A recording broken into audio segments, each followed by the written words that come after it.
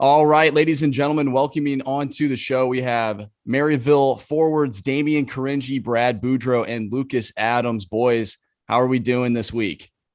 We're doing good. Thanks for having us on. Absolutely. Damian, Brad's your second time on the show. Lucas, your first time. So welcome on to the podcast. Lucas, you are new to this program. How have things been so far? So far, so good. No complaints. I love to hear that. You guys are off to a hot start. Obviously, a tough loss these past couple of games against Lindenwood, but just how key was it to get off to a fast start for you guys this season? Honestly, I think we started out pretty hot. It was good. We have a really skilled team this year. Our defense, we reamped the whole back end. Brought in a couple guys from the SJ.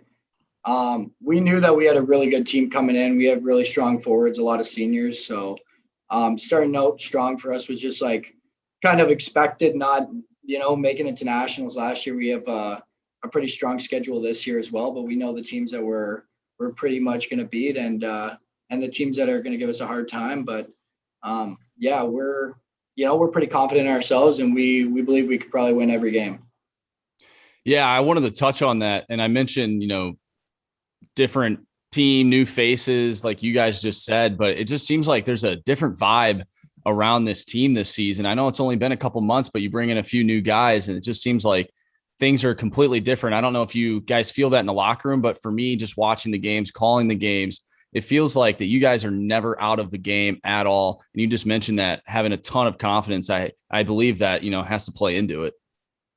Yeah, I think bringing in key guys too, like obviously not to this guy's horn, but like you bring a kid this point per game in the Noj, you get the Twin Towers on the back end. Smitty's a workhorse. It's guys like that, and then on top of it, guys are just picking it from last year.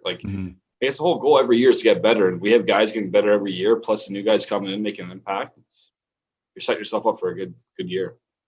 Well, I think there's a ton of depth on the team too. I mean, you had a couple guys out of the lineup, and then you just insert some more guys, and it seems like nothing changes. Especially on, the back end as well. But, the forward group, it seems like you guys are just working. It doesn't matter who's on your line. Everything is basically the exact same it was when everyone was healthy.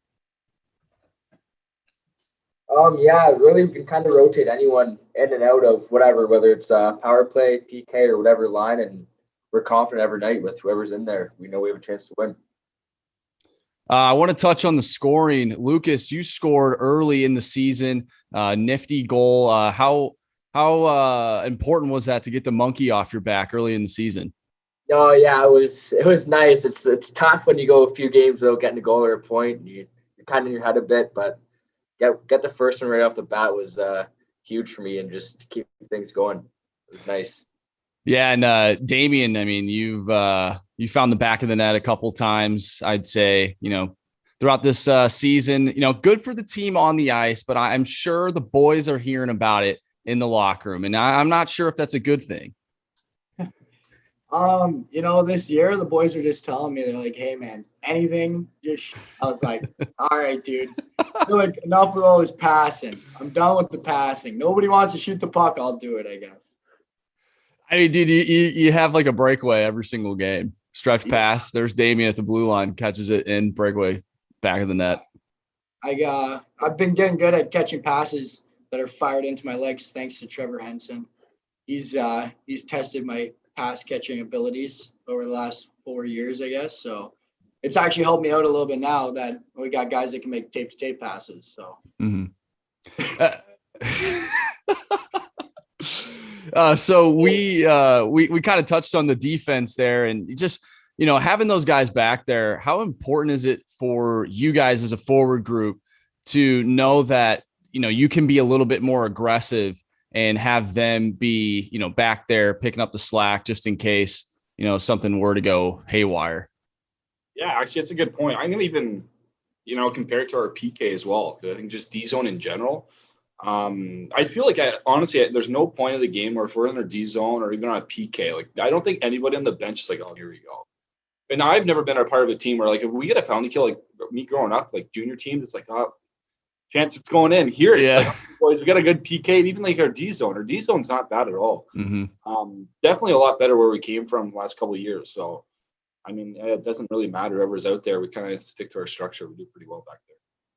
Yeah, I want to talk about the PK because, I mean, it seems like when you guys, go to the penalty box, like, well, like it's just 2 minutes off the clock. We'll kill it. We'll get back out there 5-on-5. Like, do you guys have all that confidence in the world going into those penalty kills, knowing that, there's probably going to be 3, 4, 5 block shots before a puck even, hits Ed or hits, Boily or Johnny? Yeah, well, our PK this year, we call them the human Uber Eats. Those guys just swallow pucks. Jack Harrison, probably 6 or 7 a game. He's going to take one. The boys are a little beat up from it, but, that's not my job and Brad's. But these boys over here, they're always in the PK for some reason, just eating those things. And you know what? We're all grateful for it. So I'm happy to see those guys actually like putting their bodies on the line. And it's more for the team than anything. That's like the biggest thing you could do is block a shot. So it sucks, but the boys actually wear it pretty well, and that's why our PK does so well. And even Ed, Johnny, and Boily, when they see pucks and it's a shot from the blue line, we know that it's not going in. Those guys are just too good. We got 3 goalies that are all number ones, and we trust in them just as much as we trust in the PK guys. Yeah, dude, talking about Johnny Massara, I mean, my goodness, the weekend, I know it wasn't the weekend, it was the game versus Grand Canyon. I mean, he made some absolute 10-bell saves that it just blew my mind. And when you get goaltending like that, whether it's from him or from the other guys, just, how important is that for you guys? Just knowing that your goaltender can keep you in a game, even if you guys maybe offensively aren't there that night. Oh, it's nice to have all of them back there. And you see it every day in practice. It's a struggle to beat all those guys. Even this past weekend, Ed and Boily both had phenomenal games and kept us in that Lindenwood game with some unreal saves. And they bail us out a lot. And we just try to get done at the other end for them. But we know they're back there. They make a mistake. It's nice. Well, let's look ahead to this upcoming weekend. You guys are on the road again. And this time you're really on the road. You're not crossing the river and going to play Lindenwood, but you guys are playing Iowa State. Another tough test. They're pretty high up there in the rankings. What's the message heading in from Coach Hogan? Sure. Win. We're going to win. Mm-hmm. What it is. Like, they're a really good team, and, we respect them to a certain degree, but we know that what our capabilities are, and we got 3 number 1 lines. We got guys who are draped all over the top 10 in scoring, and we have great goaltending, and I think that they haven't really had that much of a test other than Ohio. Mm-hmm. And even with Ohio, they struggled a little bit, and we just got such a fast team this year, and I honestly don't think they're going to be able to keep up to us, but they play very well structure wise, and they clog up the zone pretty well. But John's putting us in positions to win here, so all we got to do is execute. And looking back at this past weekend, I know I mentioned earlier, obviously not the way you would want things to go in terms of the scoreboard and how things played out, but was there anything that you guys took away from this past weekend that you look to implement this upcoming weekend? Yeah, I think confidence. I think I probably took away a lot of it.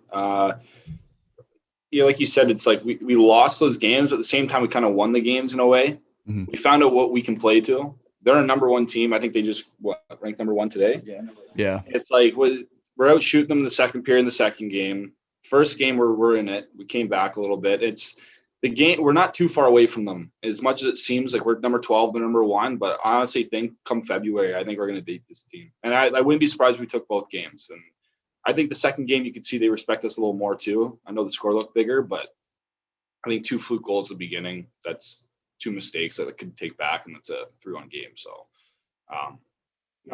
we also had like 4 guys out of the lineup for like 2 weeks with the COVID protocol, right? Which is like huge. We have TJ Prexler, who was our leading scorer 2 years ago. His brother Timon, who's like quarterback on our other power play. Chartsy. Chartsy, who's like a big PK guy for us. Having those guys out of the lineup, they couldn't even practice for the last 2 weeks, and then throwing them in against Lindenwood, it's tough against even the best of players. So, having a full lineup versus them, I think we fared pretty well. Well, let's continue in talking about your teammates. We might have done this last time you guys were on. This will be new for Lucas, but we'll ask some questions about your teammates to give you a chance to maybe rag on them a little bit. Not that you guys probably don't already, but we'll start with who is the biggest drill buster out of all you guys? Oh, that's easy. Who wants to take the reins? Lucas, you've been here quick. Who have you noticed so far? Drill killer. Yeah. You think about it. No, give me a sec. I need to think. You want to go? I'll go after. Okay, I'll just say because I love the kid. No harm. Christian Alvergrand, I swear to God, sometimes I don't even know if he's even awake. But the problem is he's a hell of a hockey player. But sometimes it's like, dude, what are you doing? Like, I'll be like, all right, here's a drill. You screw up. Coach will be like, all right, guys, redo it again. Second time we'll go, screw it up. Third time, it's like he's not even listening at this point. So it's all in love, though. Mine is cute. Today in practice, I was like, dude, we were playing offense. That guy was playing defense. I'm like, dude, you're on my line. What are you doing? He's just looking at me. I'm like, you know what? Maybe somebody's got to tell it to him. So I sat him down. I said, hey, we're on defense here and then offense here. We literally go 2 seconds later, he screws it up again. I go, you know what? Might as well just roll with it, right? I'm like, we might as well just start playing defense. I was talking with Cole Mudra not too long ago, and he was telling me that basically to get him going, he just yells Geno speed, and that just means just skate up the ice with the puck. And he did that against Illinois in overtime, just went coast to coast and put one in the back of the net. So, I mean, hey, something's working. Yeah, good point. Next question. Who has the worst style off the ice? Oh, my God. Lucas, there you go. Worst style off the ice. He has holes in his shoes. Yeah, that's pretty easy to go. Our captain, Jack Harrison, just tough luck with those strap-on Walmart non-slip shoes that he wears to rink every day. I always say, if he didn't have a girlfriend now, he could not. Yeah, I swear by that. It's too late to restart. The kid just wears whatever he wants when he wants. It's like Shaved his head a couple weeks ago for a joke. Okay. What was that about? Because I was wondering, like, I think someone tried to give it to him as a joke, like punishment, and he kind of rolled with it and he enjoyed it. He spent 2 years in the pen and he came out looking like that. That's what happened. That's what happens when you work 5 years at the Camel cigarette factory, right, boys? Yeah. You on that thing too, right? Oh, he had me going with that joke for like a week and a half. And I was like, he's like, yeah, I work at Camel. I was like, dude, that's weird. All the time. Oh my God. So I'd get a pack a day. Does Lucas know about this? About the story? I've heard the stories. Yeah. He's pretty good. He gets me a few times too. You know what? He'll tell you a joke right to your face, and you can't tell him he's joking or not. I know. He rolls with it. But you want to know something? That guy's the biggest energy guy we have. Oh, absolutely. If there's anybody who brings energy, that guy's the number one cheerleader. He's the number one fan. He's leading the student section and everything. And, who else you want to be your captain? Oh, exactly. I mean, you guys had the D2 team play after you a couple weeks ago, and this guy was running down the bleachers doing the roller coaster. I'm like, I feel like I'm at a high school football game right now with Jack Harrison leading the charge. You should see him at a soccer game. He doesn't know anybody out there. He's the home opener for the soccer game. He's leading the whole student section. They're not even there. Like, he doesn't know any of them. He's just going back and forth, run up and down. It's hilarious. Oh, man, that's awesome. Speaking of other sports, let's talk about golf. I'm sure you guys got on the course a little bit this past summer, but who is the best and worst golfer on your team? Chartsy's the best by far. He's pretty much close to scratch. Kid's incredible. The worst is probably Tack. Yeah, Tack or Smitty. Smitty, I see him using I seen Smitty Jack's using worse than Smitty. Can I tell you something? I seen one club out there. Yeah, Jack brought one club, but I've seen Smitty use a hockey stick in a sand bunker. So I don't know. It's a pretty close tie there. Okay. All right. I don't know why you'd be doing that, but Yeah. I mean, it is what it is. No joke. He doesn't have a putter. He's got a hockey stick, and it's cut down. Yeah. That's just literally his putter. Sticks it right in his bag, and So it's like Happy Gilmore. Yes. That's awesome. It's a Sherwood too. It's not good. That looks like Ragnar. It's a Sherwood. Fair enough. All right, I got one more question. This is just a simple yes or no. Does Cole Mudra have the worst hats on the team? Like what is going on there? You know what? I don't know. I'm gonna say no. If we're gonna answer this yes or no, I'm gonna say no. No, I don't think he's the worst hats. Sometimes the style is a little questionable though. He brings in some glasses indoors. I don't, Yeah, the speed shades. Yeah, the Oakley speed shades, the ones that are tinted blue. Yep. We gotta dish those. But he's got decent hats, honestly. Like he wears the dad hat, so Well, he pulls it off. yeah. He pulls it off. He's got the body to go with it. Yeah.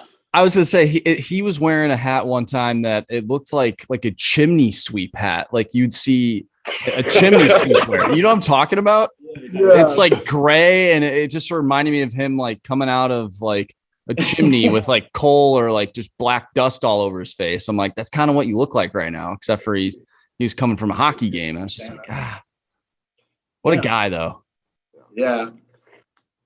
All right, boys. Well, hey, I appreciate you coming on the show and just chopping it up with me. And obviously, good luck the rest of the season. I'm sure we'll be talking here in the near future. But as it pertains to right now, good luck against Iowa State, and we'll be rooting for you guys. Yeah, thanks, man. Thank you. Awesome. Thanks for having us. Yep, for sure. All right, boys. You have a good night. Yeah, you Take care. All right. See you guys.